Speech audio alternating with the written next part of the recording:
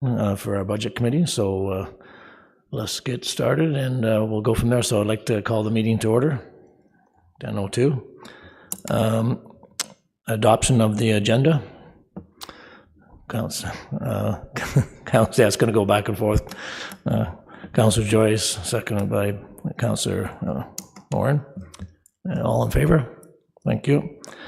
Any declaration of community interest? At this time, I don't see any. And there's adoption of minutes of the previous meeting, but there isn't any previous meetings, so this is our first one.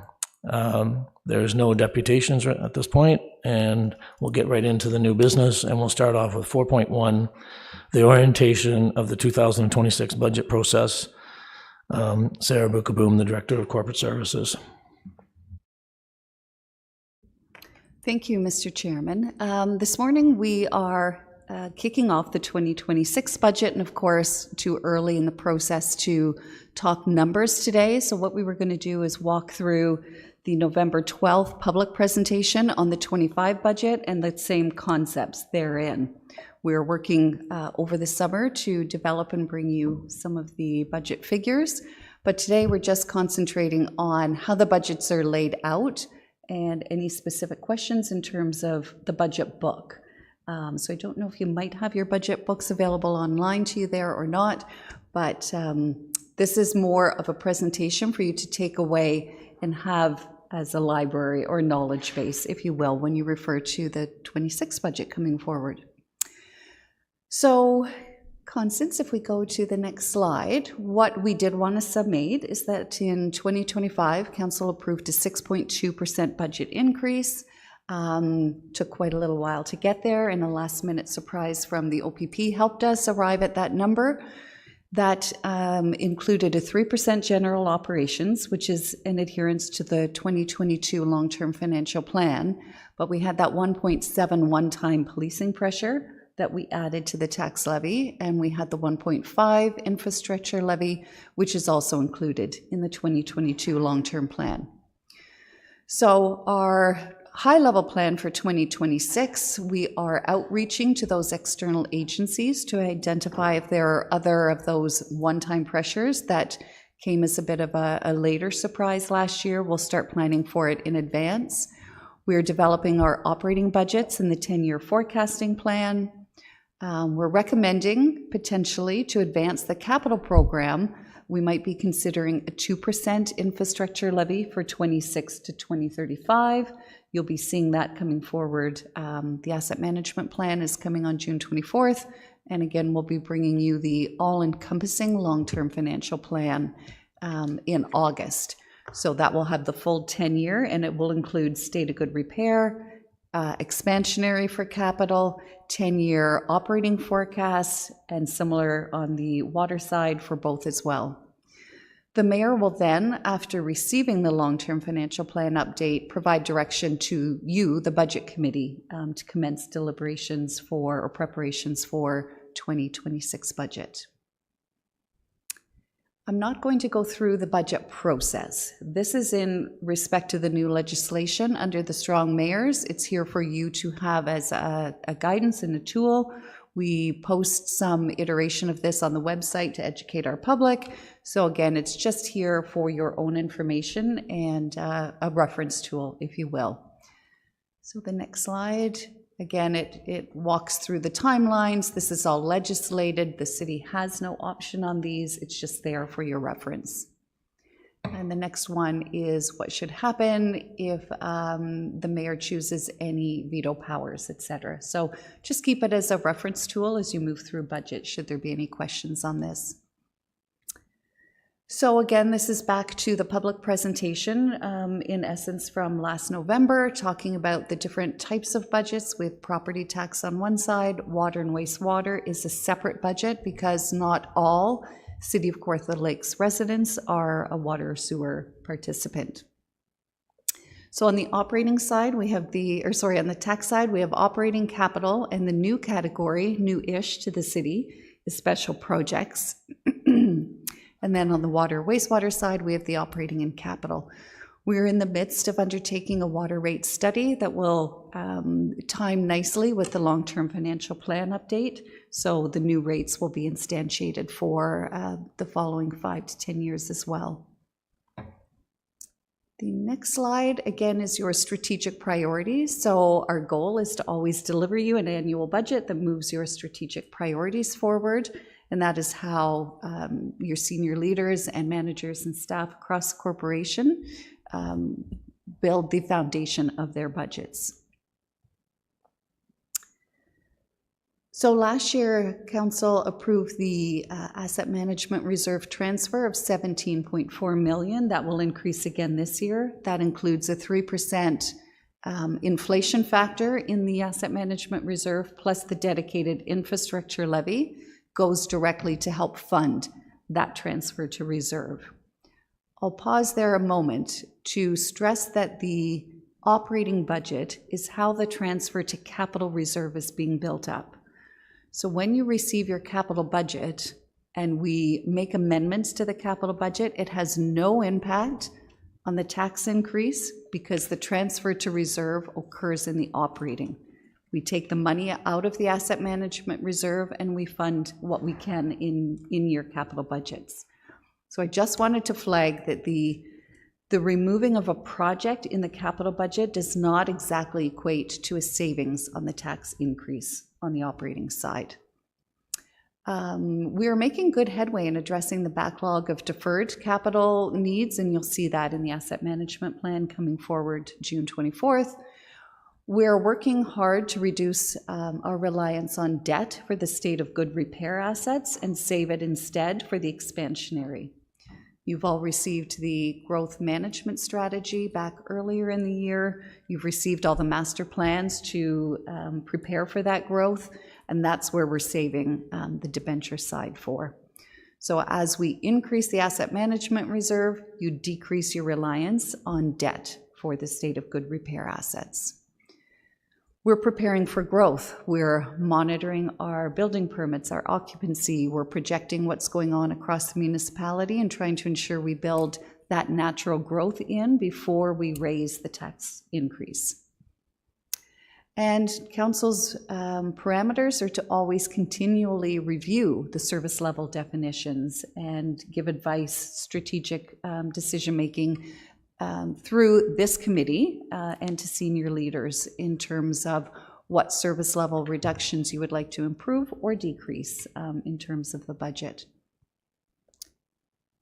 So I won't go through too many of the 2025. Again, this is here for your reference, but we are always trying to highlight and keep the taxes affordable.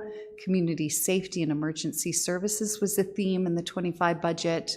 Investing in health and well-being, growth benefits for all. And last year was an unprecedented capital budget for the growing community. And you're going to see, while our state of good repair is somewhat in line with 2025, we didn't see any big surprises coming in our early projections there. But the expansionary capital, you will have some decisions to make. We have a lot of expansionary capital that we're trying to formulate for the next 10 years. Again, it's back to the growth management strategy necessitated the need for this expansionary. Just trying to manage that and bring you a long-term plan that gives a good methodical debt and reserve strategy to accompany that growth. So again, your bottom line, you had 3% for the water and wastewater budget. Again, we're just in the midst of updating that 10-year water rate study. We're looking to see what we've been experiencing in terms of meters cubed, what's our volume, what's our new users coming on board look like.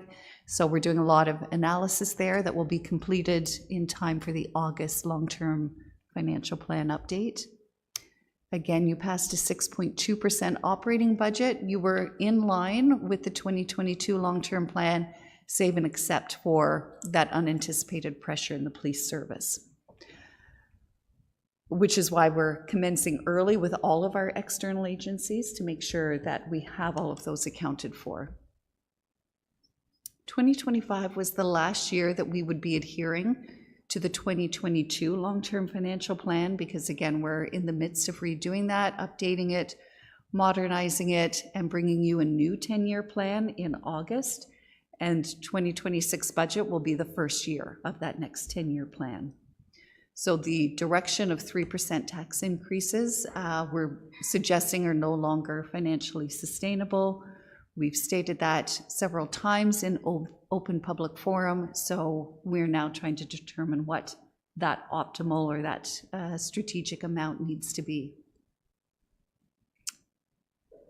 Again, the water wastewater budget is a separate budget in your tool of ways to levy dollars to the community. Again, I won't go through the budget line by line, but you approved $21.8 million in capital for water in 2025. And the next few tables just take you through the categories. So again, you were ramping back up times during COVID. 21, 22, 23 were times of lesser investment, and we're now getting back on track where our infrastructure dollars need to be. 2020 was an anomaly. There was a very large capital project that year. I believe it was the Lindsay water treatment plant. And so there's a spike in that year. And again, we're now ramping back up to what a normal, stable investment would be in our water, wastewater capital. And your funding sources, to fund that 21.8 is, broken down by type. Predominantly, you're investing in the horizontal and collection distribution. Not to say that that would be the same in the future years forecast, but we'll bring you these projections shortly. And the funding of those on the next slide, predominantly you are funded here from reserves, from water reserves, sewerage reserves, which is all built into your 3% rates. So those are well instantiated as a funding source. We did debenture some in 2025, but not terribly high at 3.8 million. And DCs. And again, the DCs are the funding source for those expansionary projects. Then on your operations, 26.5 million offset, 27.4 million offset the 27.4 incurred expenditures. All, pardon me, all well within the previous 3% water rate increases. On the tax-supported capital, this is where we made that increase up to an investment of 127.5 million in 2025. And on the next slide, the breakdown was state of good repair. Assets we currently own was a contribution of 68.9, and the expansionary was 58.7. I anticipate that in the 26 to 2035 forecast, you're going to see the expansionary side increasing as a result of the growth and the work we're doing to prepare for that growth. And again, substantial support was given to your capital budget in 25.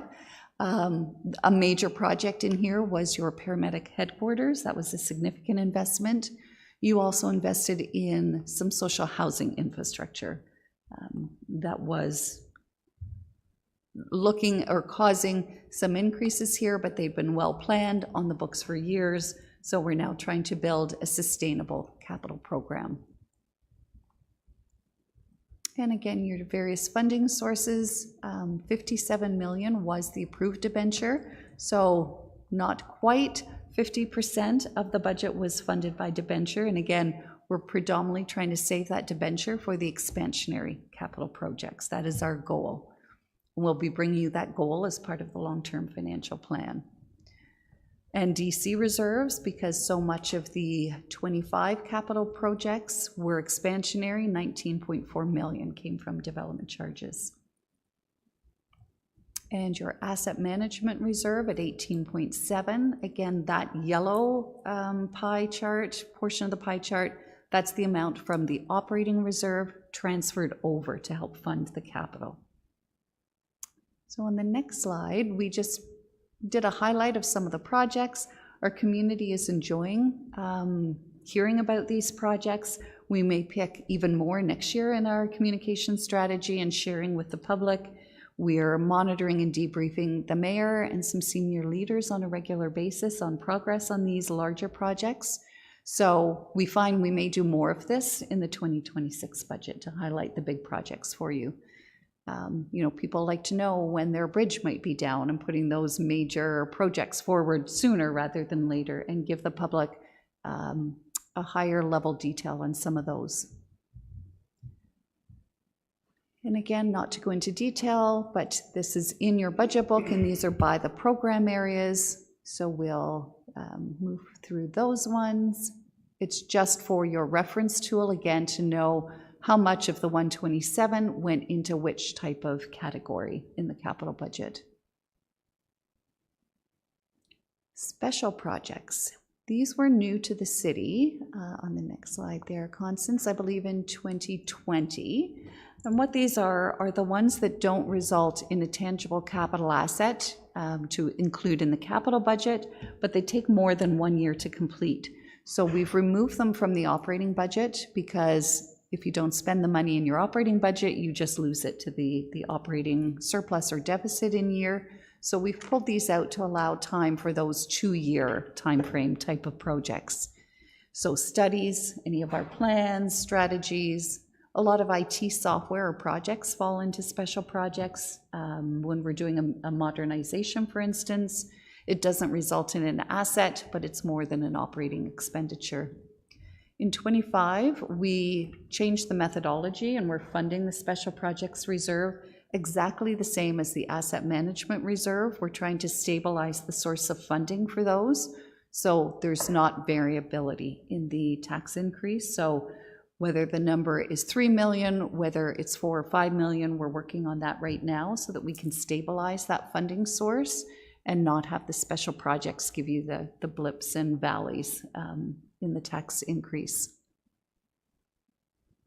So some highlights was the redevelopment of the city public-facing website, as well as the internal employee websites. Things like the environmental assessments that are multi-year, those fall into this category, and several plans for your review.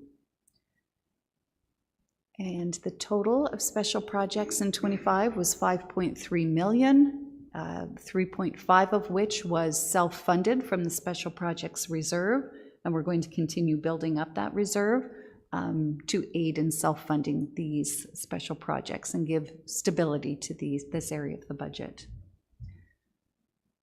So again, those are by department in terms of the spending. So the EAs are obviously in the engineering and corporate assets as the largest group. Corporate services, predominantly it's IT, those websites, the larger investments in IT that fall in there for the 1.1, and et cetera, down through the other departments. And the tax-supported operating budget. So we've been quoting these 200 services that the city provides from our inventory of services, and this is a graphical display of the amount of dollars invested in each of these service areas. So not a lot has changed, but in some areas there has been slight changes, and we identify that and bring it forward to you as we're discussing the budgets. But for instance, last year, the capital and special projects reserve, the gray on the far end, you'll see has increased from 2018 to 2025. And that's a good thing, because that's how you're funding your capital assets, such that you're not relying on debt as predominantly for the state of good repair. So that's a good news story, that we're building up those reserves to be self-sufficient. And again, the highlights in the operating budget, it is the day-to-day services. So again, that's why we've pulled out the special projects from the day-to-day service. The first thing that we do when we're trying to anticipate what tax increases required is to get a handle on the current growth. So we know that the Building Faster Fund just quantified, don't have it memorized, but somewhere around 400 building permits is what the province had suggested was our eligibility for the Building Faster Fund. So those 400 permits become new tax bills in 26 as we're preparing the budget. So we do follow along with MPAC and really try to understand what is going on in the municipality, where new buildings have come on, are they commercial, are they residential? We do that same for the water wastewater budget. We take the new growth and we try to anticipate how many new homes will be residing on a water wastewater system. So that's some work we're undertaking in the next month and a half. And again, that's the first step to building the budget, is to understanding where our natural increase in revenue is coming from. We are going to continue, sorry, if we go back just one slide, Constance, we're going to continue building those reserves for that self-reliance or the financial sustainability. And in preparation for growth in 25, we finished off another commitment to the talent base for both recruitment and retention. Gross salaries and wages have been forecasted, were forecasted in 25 for 110 million, which is equivalent to 40% of the city's overall budget, which is not out of line when you benchmark with other municipalities. I do have a slide coming at the end where we got some feedback from the budget committee, and I'll address something on the wage line at the very end here. Thank you, Constance. And this graph has been around, people like it. We put it on our website, we put it in our tax inserts at various times of the year. It's just a breakdown of where your dollars go. Emergency services and public works are neck and neck for the top contributors of the tax support required at 28%. But our capital and our contribution to capital and special projects is increasing, and you'll see that increase even more as we continue to build those reserves through the operating budget. And the next slide, Constance, is our growth over time. So of course our expenditures go up because our new homes are going up, our services rendered are becoming higher, and because you can see from 2020 to 2025, just overall the natural market increase in costs is going up after COVID. So 272 million was our gross operating budget in 2025. This slide will become irrelevant when we bring you the new long-term financial plan, but this is showing you the original 10-year financial plan at 4.5% in those green boxes compared to the actual tax increase. So this slide is showing you that at one point we had been proposing a 3.5 for 2025. It did drop down into the amended blue graph line, and we were able to bring in the operations within the 3%. On average, 2.86% or 20.04 was the increase between 2018 and 2025.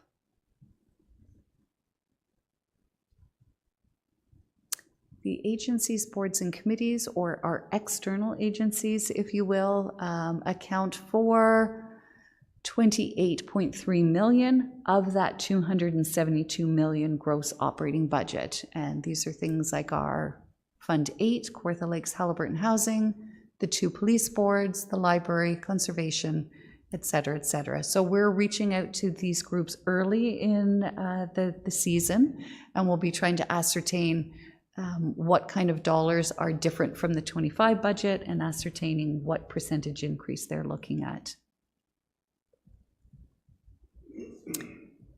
We're analyzing our debt very succinctly this year to inform you with your long-term financial plan. We've already done some debenture adjustments, if you will. On June 24th, you'll see a report that lowers the forecasted debt down to 135 from what we had been projecting. So we've gone through all the old projects and tried to assimilate what their debt needs are going to be as those projects come to close. So the reason we're preparing for this is so that when we bring you the long-term financial plan and you see these numbers on the growth expansionary capital projects, we can assure you or not assure you that there is room within the debt amounts to be able to handle the expansionary projects. And we'll be looking to right-size the right level of reserves versus debt for these expansionary projects. So all that to say, at this point in time, we are projecting approximately 135 million in debt as projects all continue to close. And the next slide is showing our debt servicing ratio. You'll hear that word a lot. It's the amount of debt repayment, principal and interest we can make and keep as an affordable benchmark in our operating budget.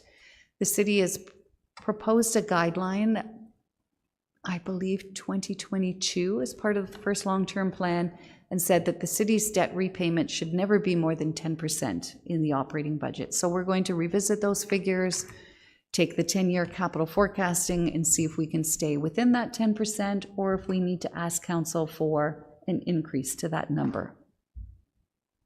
At this point in time, though, even on the 10%, we do have available room, so we want to be strategic about where we place that on the expansionary projects. So again, you'll be receiving some components of the debt strategy with the long-term plan in August. We'll be able to advise whether that 10% needs an increase or not, and what our recommendations as staff are in order to have a sustainable tax levy increase. Again, we've prescribed our own city maximum amount, which is the debt servicing ratio, and it's well within the provincial mandated annual repayment limit. The city currently has approximately that $135 million in debt to support roughly $4 billion in assets. So we will update these as we continue to update our debt projections, but it's showing that approximately in equivalence to renting a home, your mortgage would be $24,000 on a $700,000 home. So it's not unreasonable, and the debt is something we're working hard at to ensure it's dedicated and allocated only to the growth side of our capital. Those new users aren't here yet, so we don't want to take existing tax increases to pay future growth capital projects. Those new homeowners will come on and help us pay, or new commercial, they'll come on board, and that's how we'll pay that debt repayment versus using the existing tax base. So we're very strategically trying to fund our state of good repair from our own reserves and keep debt for the expansionary projects. And these were our, in millions of dollars, projected reserves based on the impact of funding and utilization in the 25 budget. Again, we're going into deep analysis now for August 26th to bring you back what our reserves will look like and where we recommend to council that our balances be as a ceiling limit. And we will build in a strategy that through the operating budget achieves that optimization of reserves. So the next steps, we've commenced some thoughts on an engagement plan. I'll turn it over to Manager Davidson in a few moments, and she'll walk us through some things we're going to do with the public. We are going to commence the outreach to the external agencies. We'll write them a letter through the CAO's office, and we'll request their early indication of their needs for 26.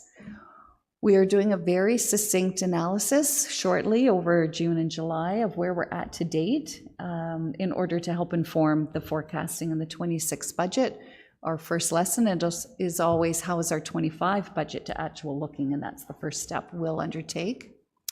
We are working with all departments on the operating budget development and forecasting what those 10-year needs might look like in terms of any legislative changes, program enhancements, what's the impact of growth on our operating budget, and our staffing, again, is our number one component there, is at 40%. We're working hard on the debt modeling and debt strategy so that we can bring you an affordable long-term financial plan in August, and that will come forward to you August 26th. It'll be a presentation, and you can give feedback to that long-term plan as we prepare each annual budget. After receiving the long-term plan, the mayor will then take the first year of that 10-year plan and give us direction for the 2026 budget year and give you, Budget Committee, that direction. And in September, we will bring forward the early starts for 2026. And there was some confusion last year, so I'll just say it early and probably say it quite a few times. Once council approves the early starts, they are approved. So Budget Committee does not have the ability to undo a council resolution without that 2/3 rescinded vote. So we'll be looking carefully at the early starts, bring criteria, we'll bring it to this committee first, as we did last year, and then we'll go forward to council. The rationale for any early starts would be to get council resolution for any grant application. It might be to get ahead of some fair market pricing and competitive prices in the market. We're working on what that criteria are, and you will see that list in August, perhaps early September, before it goes forward to council for approval. The next slide, then, I'm going to turn over to Manager Davidson, who will walk us through some ideas on how to engage the public in this process. Thank you. Good morning. As you recall, in 2025, we went out to the public with an education focus on the budget. So we went to our Jump In platform where we shared with the public that we wanted to know what areas of the budget were of interest to them. And so we had some quick polls and people let us know they wanted to know, how are our taxes spent? How does the city raise funds? Where does the revenue come from? What type of debt does the city carry, and what is our financial standing? So some of those bigger topics we put into a 6-part video series, and those videos are still available. They're still being accessed through our Jump In. And we had that happen through the fall as Budget Committee was meeting and the mayor was working on the budget. So in general, I think we raised the awareness and the knowledge of those folks who wanted to be involved on Jump In, watch a video here or there. We did reach out on all of our social platforms so that general public was aware if there was interest and they wanted to become more educated on our budget process, that option was there. Now, 2026, a little bit of a different opportunity. We're meeting now, we're meeting earlier, and we have an opportunity to engage and to ask for feedback from the public on our 2026 budget. So what we're looking to do is finalize some of the details on what can change in the 2026 budget. Where do we have opportunity for the public to input on that scope of decision that you'll be looking at? And have that open on the Jump In platform over the summer. So have a little bit longer and open engagement so that going into the fall, when the mayor writes the draft budget, we've heard from the public and that's been included. And I'll show you in a minute some of what that engagement might look like. We'd like to hear from 300 or more of the public. That tends to be the median number for engagements that are more general in nature or don't have a contentious nature. So we'd love to get more, we'd love to have it in the thousands, but we will look at other ways to reach out and to bring people to that engagement tool where they can tell us what their priorities are. And then on the next slide, you'll see this is what our engagement tool for this year will look like. So it is a very simplified budget simulator. And so on the right-hand side of the screen, you can see that we can provide a number of menu options for the public to take a slider and say, I want to spend more in this top category, human services, which happens to include housing, children's services, childcare, and other social services, for example. Or we can get more specific and ask the public, do you want to input on this particular program? And so we're working with departments now on what are those programs, potentially new options or higher service levels that are reasonable to bring forward in the operating budget, and go out and ask the public, are these important to you? Would you consider paying X more on your tax bill? And they can adjust that slider if they are interested in that category. Conversely, there will be some options to save money and to lower the tax rate potentially. And would they be interested in having a slightly lesser service level in certain areas? So that's the tool that we're looking at for this year. And we'll be finalizing that and launching it in early July. Again, so the public will have a chance to input there, as well as that public meeting in November, where they can either make a deputation, submit correspondence, or come in and speak at the meeting. So that's our options for the year, and happy to take any questions or comments on how that's shaping up. Councillor Warren. Through you, Mr. Chair, and thank you for that. I was just wondering if through social media, whether there could be a instant link to jump in. I'm hoping that jump in will be used more, and maybe through that, it will make it easier. Yes, absolutely. Social media, in addition to referrals from our current website, are the two highest referral sources for Jump In. Councillor Joyce. Thank you, Chair. Through you, I'll just keep my questions to the public engagement for now. And it's not a question, it's just a comment that I thought the videos you did last year were great.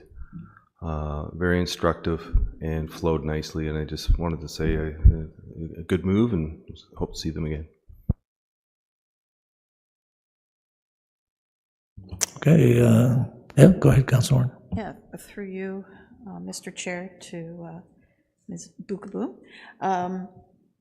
Have we met our growth levels? Like, growth pays for growth, and so I'm just wondering, are we meeting that?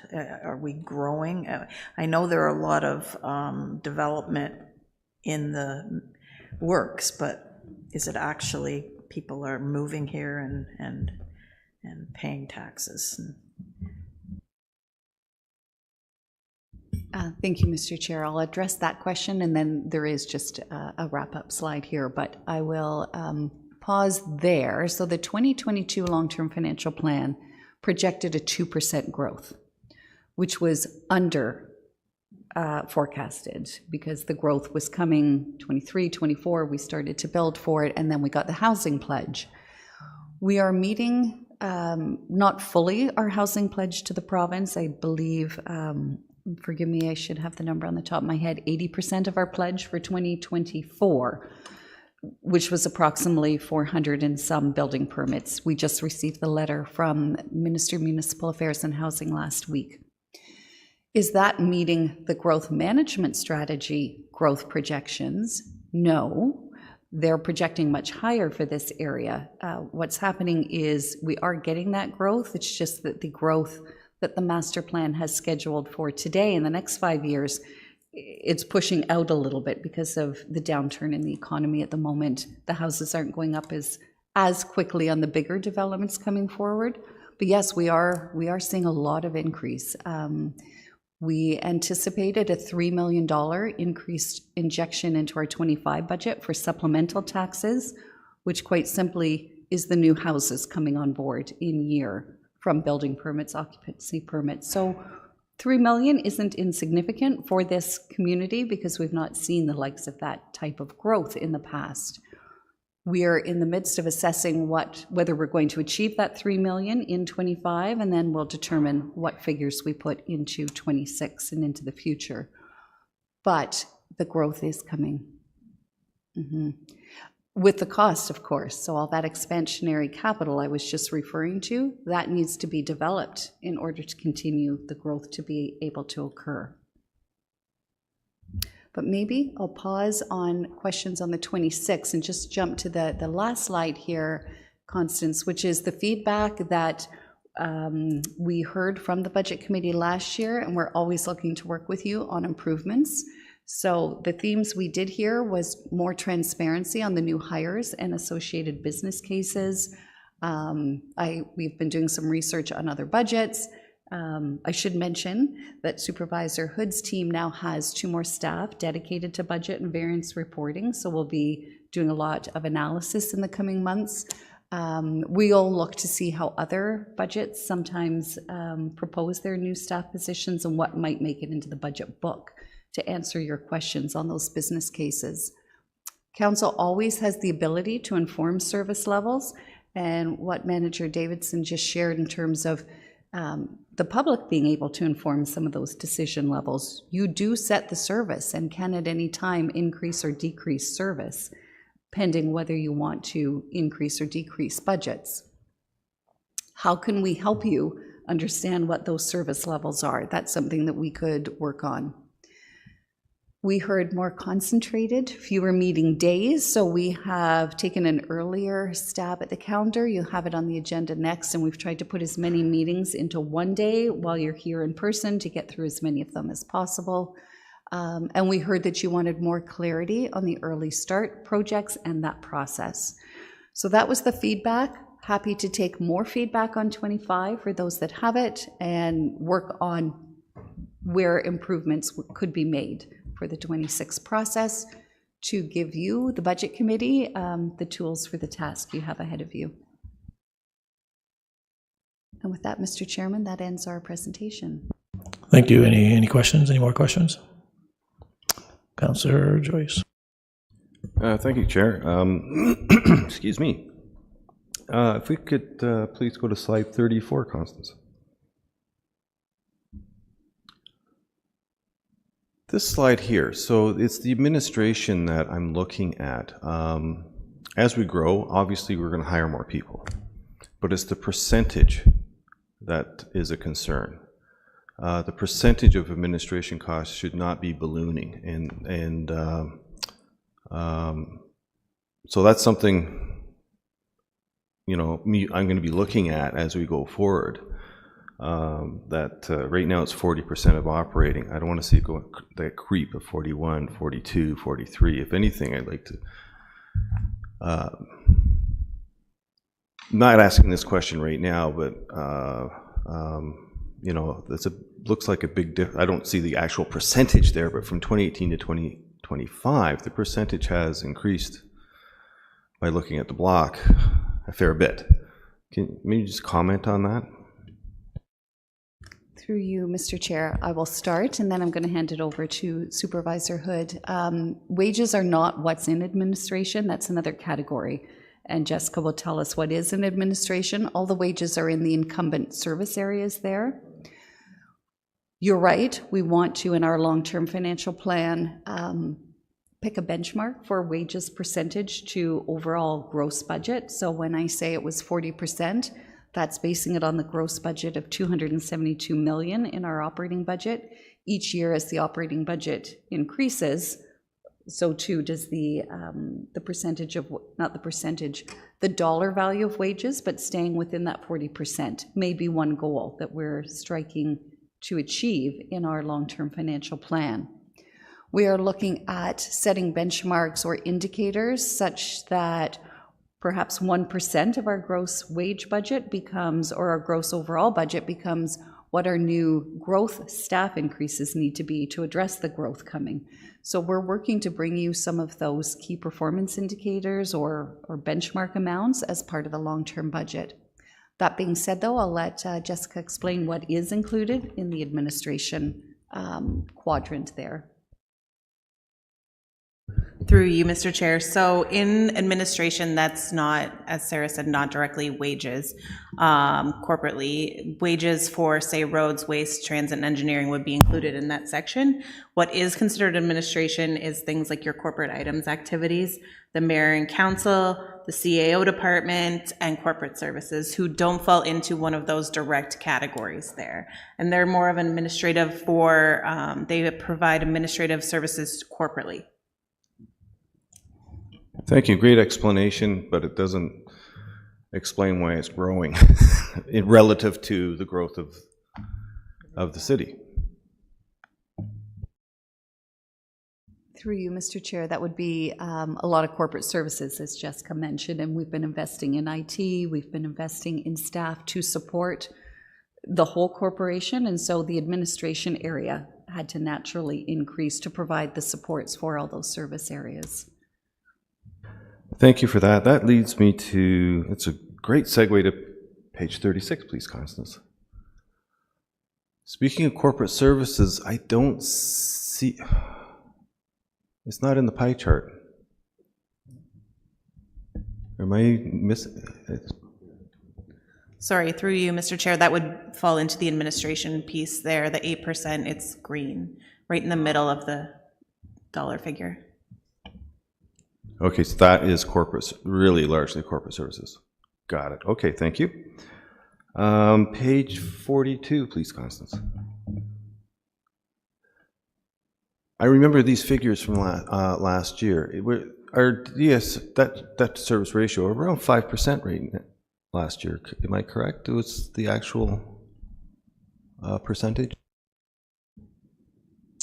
Through you, Mr. Chair, Council gave a guideline in a resolution, approval resolution in 2022 to have the debt servicing at 10%. We're not currently at 10%. And when we're doing the debt servicing ratio, we like to include a finite estimation of the forecasted future debt as we're quoting that. So we are somewhere between the 5 and 10, but we haven't yet achieved the 10. And even if we were to achieve the 10, that's the box on the side saying you would still have $300 million of available debt room to utilize that 10%. So we may not make a recommendation on that, pending what all the growth expansionary capital projects turn out to be in our forecast. Thank you. I understand all that. Now, I guess really my question is, what is our DSR rate now, or for 2025, percentage-wise? I thought it was around 5.5%, but maybe I'm wrong. Through you, Mr. Chair, I will have to get back to you on that. For 2025, we have not yet gone out for debt on some of our projected amounts yet. So we will be working through that in the next few weeks. We have another debenture amount to incur, and then we'll build in our built-in current debt servicing ratio. Okay, that's fair. Thank you. One more thing, and if we could go to page 39. I think it's 39. Oh, no, it's not 39. I wrote that wrong. Okay, doesn't matter. Yes, thank you. That's the page I'm looking for. So we're not, I'm going to save my questions for this later. So this is more of a comment. But you're recommending that we're going to amend the already amended 10-year financial plan. You're saying that 3% is no longer sustainable. You also mentioned in another slide that the 1.5% infrastructure levy you're recommending goes up to 2%. So we're going to increase both as a recommendation. The flip side of this is, now I know what we buy as a municipality is not the same as the consumer basket of goods when consumers look at the CPI. And I also know that this is unusual times and that we're, projecting a 2% CPI for 2026 is probably not likely. But that is the long-term goal of federal, national governments from around the world, is to get to a 2%. So it's going to be hard for us to argue more than 3% and percent. So we'll be dealing with that later because we need to justify this, because but also you're talking about expansionary projects. But growth pays for growth. So we have to argue, what are these expansionary projects for that taxpayers are paying for? More than 3%. I mean, personally, I'd like to see our community parks enhanced with more infrastructure and beautification. That costs money. And even with zero growth, I'd still like to put more money into that. That's just me, but as one example of expansionary growth without actual building new homes. So we have to look at that. The infrastructure levy was initially 1.5% over 10 years to end in, you have to remind me, 2030, was it? Through you, Mr. Chair, it was part of the 2022 long-term financial plan to take you from 2022 to 2031. We are now not able to be fully reliant on just the asset management reserve by 2031. So, and again, I'll caution that these are recommendations. We haven't finished all the math yet. and totally concur with you that we have to balance affordability in here while building sustainability. So it's not to say that we would be jumping straight into year one of a 10-year plan at this amount, and we'll be trying to find ways to implement a stable, predictable increase over 10 years. Growth pays for growth. Yes, those expansionary projects to a brand new park to service a particular development area. We'll take out a debenture on the expansionary capital, and the way we pay that debt is through the development charges to the portion applicable. Or this is why we debenture expansionary. When those new subdivisions come on board, they'll help pay their share of the debt on those. But we don't want to burden the current taxpayer by using our reserves for the growth-related projects. So we're very succinctly looking at how to fund those growth projects. But they are required or the growth won't come. If we don't have the hard services to bring the growth here, they can't build. So it's a balancing refinement act. But I recognize the affordability, and will be, when I say recommendations coming forward, they're just that. We'll work with Budget Committee on striking the right balance. No, thank you for that. And the balancing act is a good, I feel, being on the Budget Committee, I feel like I'm on the tightrope the whole time. We are balancing this. I get that.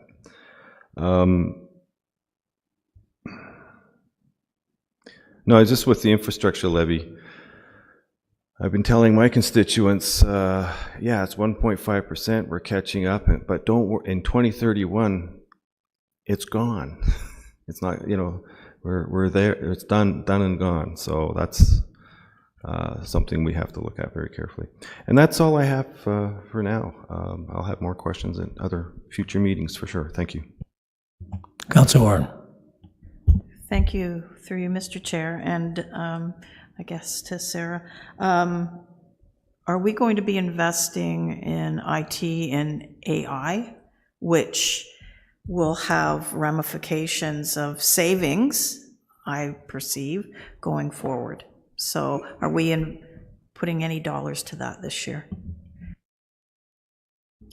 Through you, Mr. Chair, I'm smiling because I'm so happy you're asking that question. We are investing a lot in some special projects for modernization, both the utilization and optimization of our systems, reducing the manual work, letting the system do the work for us, all those things that we're sure that we're optimizing our current IT infrastructure.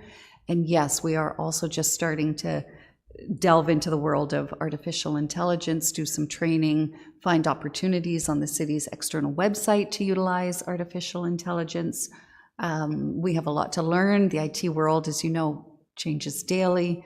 We have been investing to make up for an infrastructure gap in that area, both in skill set and in the infrastructure itself in IT. It's needed.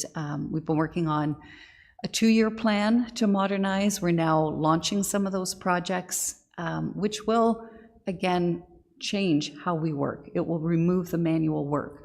We won't be data inputting into documents anymore, et cetera. We'll be using the system. And those modernization plans are probably 3 to 5 year investment. So yes, we are planning on all of that. And just a totally different question on I guess, growth. And are there grants? Like, I was of the understanding that there would be grants coming from the province for, let's say, water and sewer. So is that in the horizon for us? Through you, Mr. Chairman, not quite my area of expertise. Dr. Found and Director Rojas manage the capital grants. We have been trying for some of the water grants. We've been denied, I think, 2 times in a row now for Ann Street in Bobcaygeon. We'll be applying again. I think it's a numbers game. The larger projects that the province has been approving are for those houses that are a higher volume than ours, quite frankly. So I think it's just a matter of time before we get some of the grants. But yes, we are chasing all of those grants down continuously. We're applying under whatever grant opportunity that the municipal or the provincial budget has announced, and we're actively pursuing those. We hope to be successful in some of the water and sewer in the near future.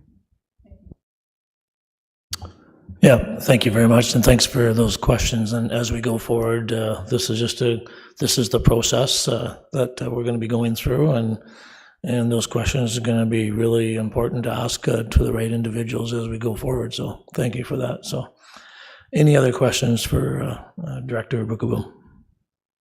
Okay, could I have a motion to receive Bukaboom's Director of Corporation Services, the budget process? Okay, Councilor Warren, second by Councilor Joyce. All in favor? Thank you very much. Okay, 4.2, if I think we're just going to go through our calendar to see what the process is, and Sarah Bukaboom, go right ahead. Thank you, Mr. Chairman. This is the list of dates, and today, here we are, budget kickoff.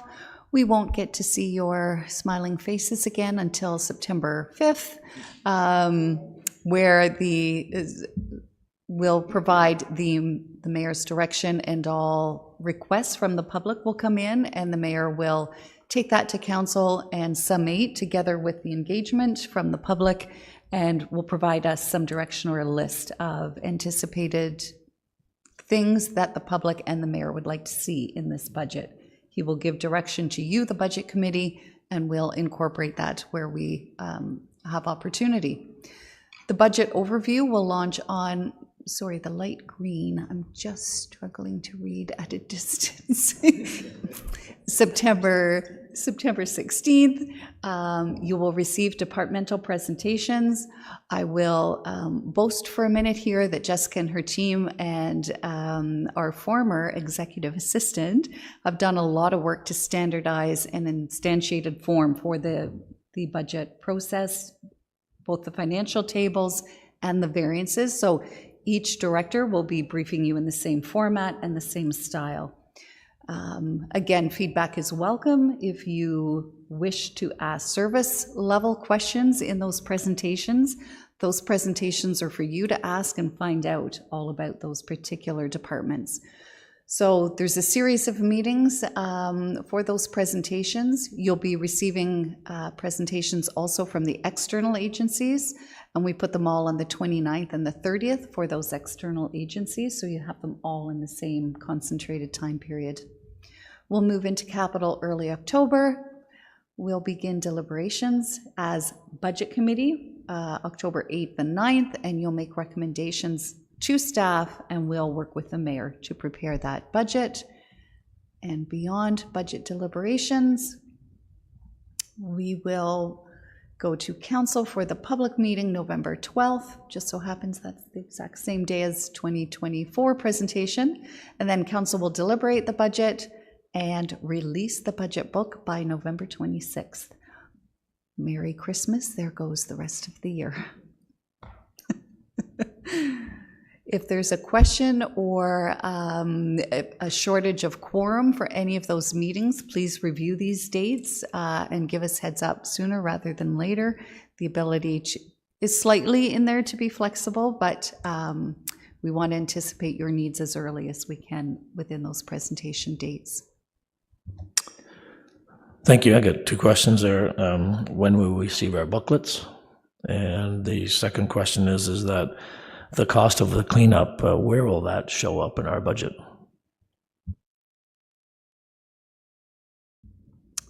Those are two loaded questions, Mr. Chairman. Let me start with the latter, if I could. You'll be receiving on June 24th a storm update seeking the resolution required from council in order to apply for the grant to municipal affairs and housing.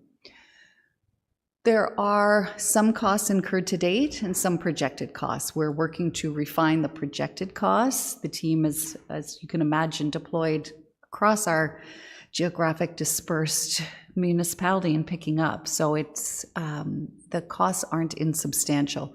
You'll be hearing about that as part of our variance reporting, and if mitigation strategies are required, we'll handle that in year to the extent possible. I can't project the forecasted at the moment. I'm just in the midst of preparing for that June 24th council meeting, but you will see some costs in that report coming forward. So we'll try the best that we can to deal with that in year. We anticipate that we'll get help from our friends at the province to help substantiate some of that claim that we'll be putting in. In terms of when you'll be getting the proposed budget, so again, the presentations in September will give you department by department. And October 20th, thank you, Nadine, who can read this much closer, pardon me. October 20th, you'll be getting the draft budget book after all of the departmental meetings and any input that we receive from you during those departmental meetings. And then between October 20th, we work with council, we deliberate the budget, and the final book will be produced at the end of November. Thank you. Any other questions? Councillor Joyce. Not a question, a request that when the different departments are doing the presentations, can we get their slide deck a day or two before the meeting? So like this slide deck you presented now was excellent, but I don't think we got it unless I missed it. Did we? We didn't get it beforehand, did we? And by the way, that very last slide, the feedback from council, thank you for that. Again, a loaded question through you, Mr. Chairman. Apologies for the late presentation this morning. We were trying to decide what level of education to provide and how to relaunch. According to the posting for the public meetings for the budget committee, I believe we need materials out 4 days in advance, which is why we've worked hard. Again, I was just saying, Jessica and her team, together with Nadine last year, really instantiated a formal process for those presentations. They hadn't existed before that, so we struggled a little bit last year, but we've now confirmed the level of detail, the standard report formatting. Jessica's team is using that same reporting format for in-year variances. So yes, you will have the presentations in advance. You will have variance explanations in there. And this is the time that you would ask, again, any of the service level questions that you might have in mind, department by department. That would be the time to bring some of those service level discussions forward. I would be seeking your input or expertise as to how you want to see it, so we could continue building up some tools that help you in those presentations. So I'd be happy for feedback over the summer. And perhaps share in advance what one of the presentation blank templates looks like. You could give it some thought and give us some feedback, and we could be prepared for September that way. Okay, thank you for that. Any other questions on that? Then I'd like to have a motion to receive the budget calendar that was given by Sarah Ruku. Councillor Warren, second by Councillor Joyce. All in favor? Thank you very much. Okay, so there it is. There's our timetable and everything for the next few months. So thank you very much for the update for everybody that's here today. I see there's no other business right now. So at that point, I'd like to have a motion to adjourn. Councillor Joyce, second of Councillor Warren, all in favor. Thank you very much for coming today.